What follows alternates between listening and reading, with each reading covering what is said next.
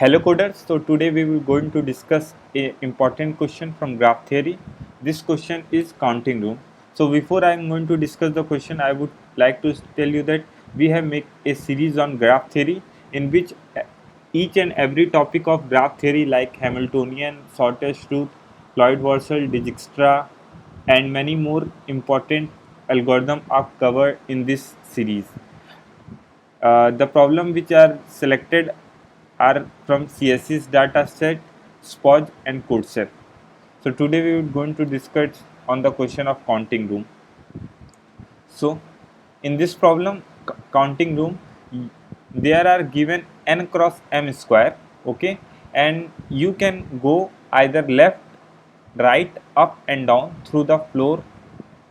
So through the floor means the floor is represented by dot and hashtag is represented wall. So you can't go through wall, you can go through floor only. Okay. So I'm going to discuss the example. So here when we select a dot, then the number of dot which are connected to it will counted as one row.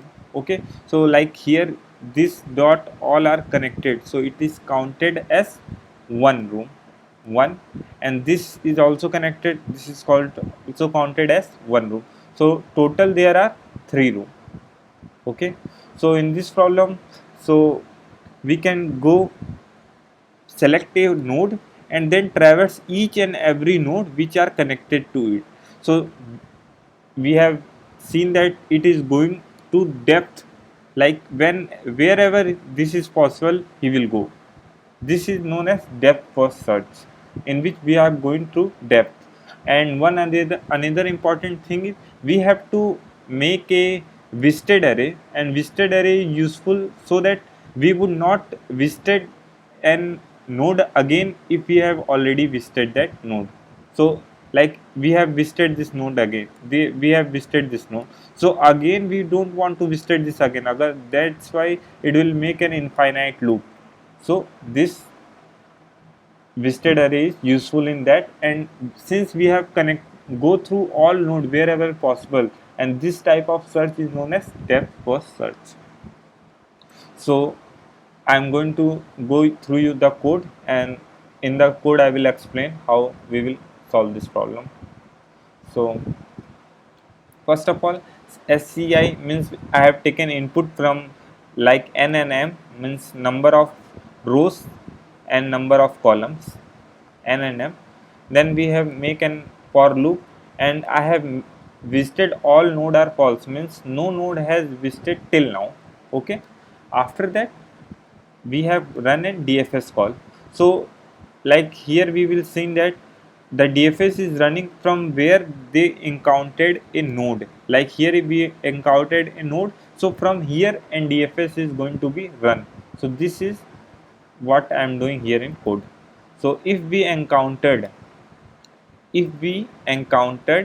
an graph I comma j where it is dot and it is also not visited, so this not to be visited, it is must be the new. Then we will run a DFS on that. Okay, so in DFS, as we come, here is the DFS. So if the I is greater than n or j is greater than m, or I is less than 0 or j is less than 0, this means it is going out of loop. It is going out of loop, so we have to return from there. After that, if we encountered a hashtag, means it is a floor or the node is visited, then it also must not go through that node because it is already visited, or it cannot go through node because it is a wall, no floor, not a floor.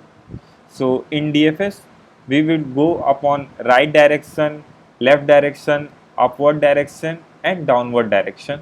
In each and every possible node we would like to go, and wherever we will go we will mark that visited as true, means after that when we visited it the node we would, as it is true, so here it is true, and since this is our condition, so from here also it will get returned.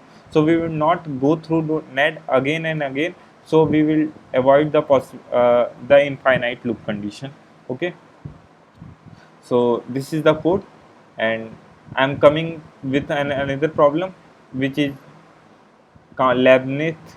So please check out the series and subscribe to the channel, and if you have any doubt, please ask in comment section. I would like to clear that doubt. Thank you.